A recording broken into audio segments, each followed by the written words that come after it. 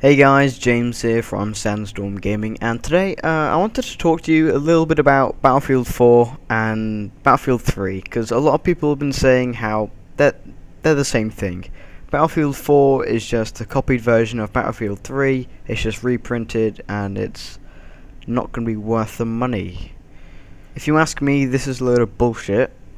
Although I do see kind of where you guys are coming from. The graphics and the animations are very similar to Battlefield 3, and the gun gameplay is again quite similar to Battlefield 3. So at first glance it may seem a lot like Battlefield 3, but once you really start to play the game and properly take a look at it, you'll definitely see some new improvements and a lot of enhancements as well.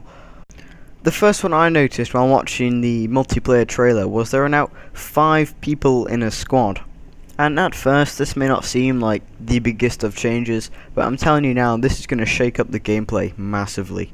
Because before, we've all experienced, squad wipes and all that, but with the 5th player, you've always got that one extra player to worry about if you're trying to squad wipe a group, So there's always that one extra guy which you can potentially spawn on. Not only that, but it also gives more variety, I suppose, as well. Let's say you've got like 3 recons, and then you join that squad, and you're like, oh, well, there's 3 recons, there's not much variety here, and we could do some medics out there to revive us, assault players, or whatever, and perhaps you want to be a support or an engineer, or an assault yourself, and it's kind of, there's not much room for more classes, if you know what I'm saying, but with an extra place, it opens up the opportunity to have a more variety of classes. So perhaps you could end up with 2 medics and those 3 support, or 3 recon, or vice versa, or whatever. So there's just that one extra place for a different kind of player to come in, a different kind of class. So you're not stuck in a squad full of recons or stuck in a squad full of supports, etc. I think you get what I'm trying to say here. There's just that one extra place for a different kind of player to join the squad. The second thing that's going to be a lot different with Battlefield 4 is the suppression. They've changed it up quite a bit from Battlefield 3. They're actually dumbing down suppression in Battlefield 4. So assault rifles, SMGs, aka PDWs, handguns, etc. All of their suppression effects are now being dumbed down, so they have less of an effect on the player you're firing at. This excludes sniper rifles and LMGs, I believe. Those remain with their full suppression effects, which I think is quite a good thing, really, because they're both designed really to suppress people. So I think that's really going to change the gameplay quite a lot. For instance, if you're an assault player and you've got an assault rifle like me in this game, you're going to have to be a lot more precise when aiming, really, because you can't really rely on the fact that your bullets are now going to suppress the enemy a bit when you're firing at him, because that's not going to have such an effect now. You're going to have to land every single shot to make sure he dies before he gets a shot on you now. So I think it's really going to change things up quite a bit for the best, really.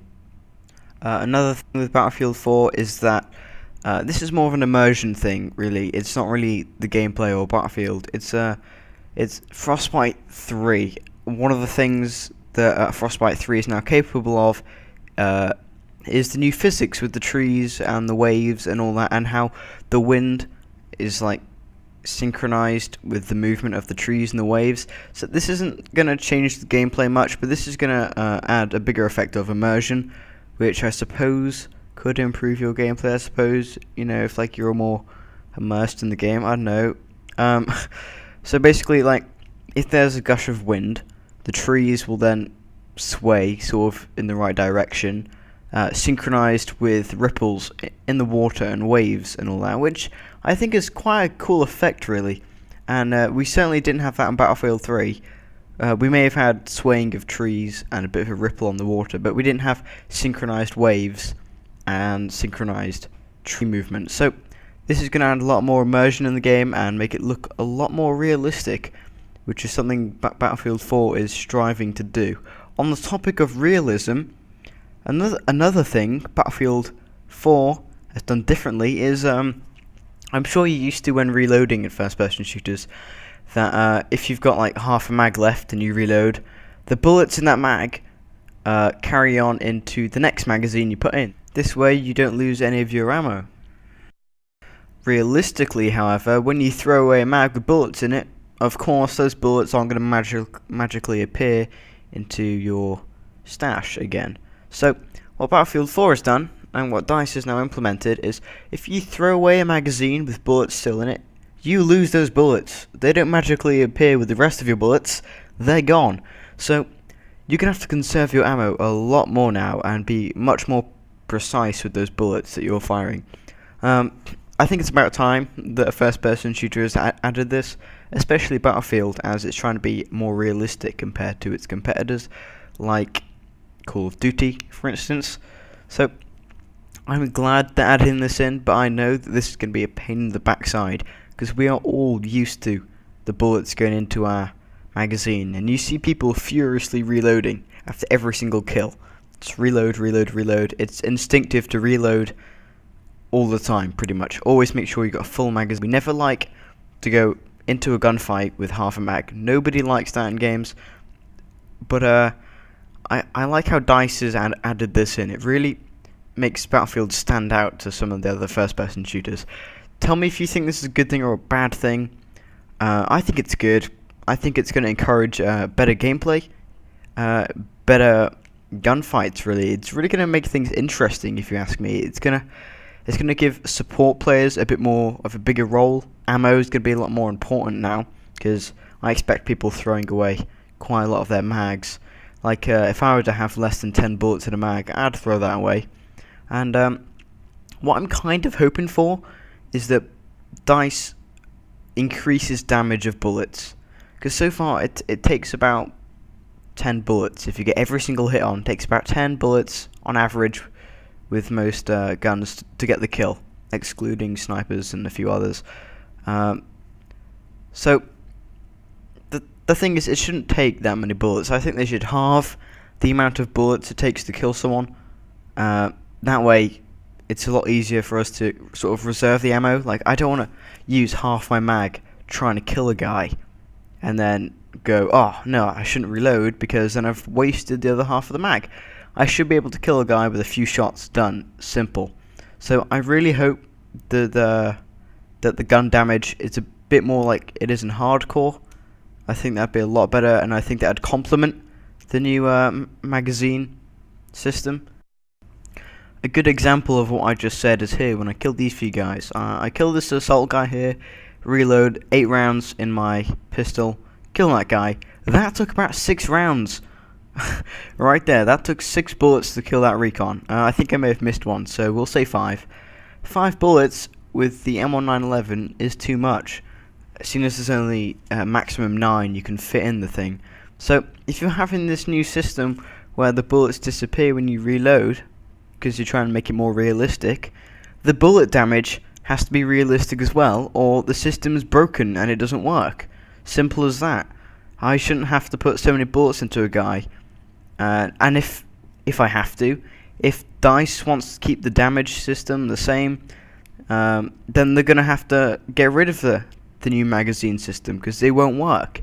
It just won't complement the game at all. So if they're going to do the new magazine system to make it more realistic, they have to increase damage, or decrease the health of players. That's the only way I can see this working properly, and it creating a more exciting, realistic feel when you're playing the game. Another thing that separates Battlefield 3 from Battlefield 4 is the new class abilities in BF4. Recon now has C4, which I think is oh god, I don't think I like that. I preferred C4 with the support player, but I suppose that sort of made the recon underpowered a bit. So DICE is definitely trying to make the recon sort of have a bit more of a purpose, which is a good thing, I suppose, but I'm not sure if C4 was the way to do it. Other classes have different changes, of course. I don't have these written down though, so I can't remember, but I'm sure if you look it up, you can see the new features in all the classes.